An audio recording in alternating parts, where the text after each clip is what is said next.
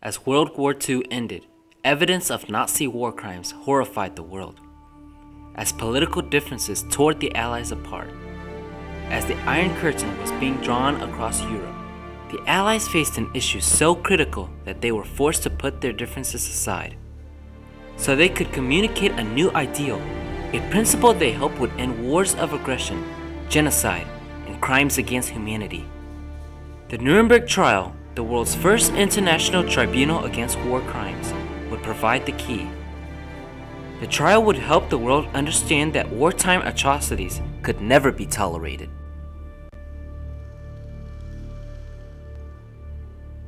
Even before World War II had ended, the Allies had vowed to take revenge for the war on Europe, the attack on Russia, and the nightmare of the Holocaust. Premier Joseph Stalin of the Soviet Union wanted the top 15,000 German soldiers to be executed. President Franklin Roosevelt said, "It is our intention that just and sure punishment be meted out to the ringleaders responsible for the organized murder of thousands of innocent persons." Public sentiment favored immediate execution of the Nazis. Could anything stop the Allies from annihilating Germany? Secretary of the Treasury Henry Morgenthau formulated the first plan to punish the Nazis. He intended to reduce Germany to an agricultural nation. As for the Nazis, Morgenthau communicated to Roosevelt, once the arch-criminals are identified, they will be executed by firing squads. In 1944, the British and Americans met in Quebec to discuss post-war plans. At this phase, both countries communicated their support of the Morgenthau Plan. However, details leaked to the Nazis. They communicated the harshness of the plan to the German people to discourage surrender. The Morgenthau Plan faced opposition at home too. Secretary of War Henry Stimson communicated that summarily shooting the criminals would make them martyrs. In addition, Stimson heard the echoes of the Treaty of Versailles in Morgenthau's words. After the First World War, the Allies had sought to destroy Germany. Instead, they had sown the seeds of more conflict. Stimson felt the key to understanding the scope of the Nazis' crimes would come only from bringing them to court to answer legal charges. He turned to Lieutenant Colonel Murray Bernays of the Judge Advocate General to draft a plan opposing Morgenthau. Bernays agreed, saying, "Not to try these beasts would be to miss the educational opportunity of our generation. They must be tried not only for their specific aims, but for the bestiality from which these crimes sprang." President Roosevelt was convinced. Stimson and Bernays' proposal for a war crimes tribunal replaced the Morgenthau Plan. Conferences at Yalta and London enabled the Allies to reach an understanding about their goals for the punishment of the Nazis. Claiming the acts of violence were not random, but a carefully orchestrated campaign to annihilate the Jews and other groups, they called for a conspiracy charge against the Nazis. In January 1945, Roosevelt, Churchill, and Stalin met at Yalta to communicate their goals for post-war Europe. The Big Three approached the topic of an international war crimes court, and they agreed to hold the war criminals responsible after the war. The Allies met in London after Germany surrendered in May. Amidst heated debate, they struggled to reach an understanding of the tribunal's ultimate objectives. The Soviets demanded vengeance. The Americans insisted on punishment only after due process. After concessions by both sides, plans for the tribunal continued. The Allies then communicated the rights of the defendants and the crimes with which they would be charged in the Constitution of the International Military Tribunal. It communicated the ideals that would govern all future international tribunals. A copy of the indictment and the trial itself shall be communicated in or translated into a language which the defendant understands, and the defendant shall have the right to present evidence at the trial in support of his defense. The resulting London Agreement communicated that the Nazis could be indicted on one of three charges. First, crimes against peace. The defendants initiated and waged a war of aggression in violation of international treaties. Next, war crimes. The defendants committed acts of wanton devastation not justified by military necessity. Finally, crimes against humanity.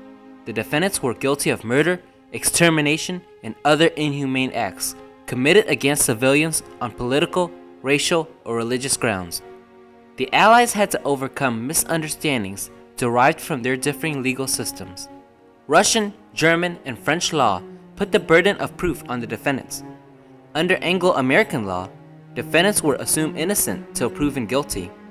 Despite their differing views on the principles of due process, the Allies reached an understanding concerning the legal system that would govern the court.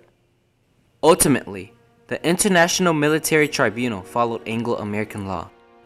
Before it began, the tribunal had to overcome one major communication obstacle: the language barrier. An American judge and an English judge speaking, of course, English, a Soviet judge speaking Russian, and a French judge speaking French. 3 languages there. The defendants were German. They had to be questioned in German, in their own tongue. So IBM had an idea. IBM suggested some equipment that they were working on which would provide something that we take completely for granted today: instantaneous translation. In his opening statement, American prosecutor Robert Jackson communicated the importance of the trial. That 4 great nations, flushed with victory and stung with injury, stay the hand of vengeance and voluntarily submit their captive enemies to the judgment of the law is one of the most significant tributes that power has ever paid to reason. The defendants included the top 22 leaders of Nazi Germany, who employed 2 major defense strategies. From the beginning, the defense communicated its opposition to the charges based on the principle of ex post facto, declaring that international law governing war crimes had not existed prior to the London Agreement of 1945. In response, the prosecution cited German support of the Kellogg-Briand Pact of 1928, which outlawed the very idea of waging war. Another strategy concerned the omission of responsibilities. The defendants claimed they would have lost their lives had they not followed orders.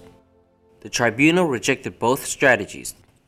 In the end, only 3 of the original 22 defendants were acquitted. 12 other trials involving over 100 defendants and multiple courts took place at Nuremberg.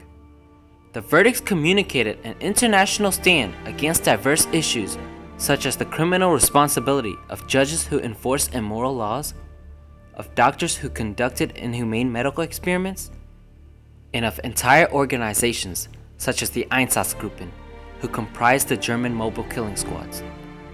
The purpose of the Nuremberg trials was not just to bring the Nazis to justice.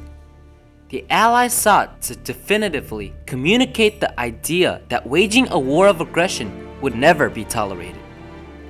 In this, they did not succeed, but the International Military Tribunal set several important legal precedents. It negated the use of citing orders from a superior as a legal defense. It laid the groundwork for future war crimes trials, such as the International Criminal Tribunal for the former Yugoslavia and the International Criminal Tribunal for Rwanda. It paved the way for the creation of the International Criminal Court to prosecute war criminals. But perhaps the most significant result of the Nuremberg trials was a thorough documentation of Nazi war crimes, as communicated through shocking images and testimony. In the words of Robert Jackson, this irrefutable evidence of atrocities and the subsequent international outcry against it provided a key to understanding that civilizations cannot ignore wrongs so calculated, so malignant, and so devastating because it cannot survive their being repeated.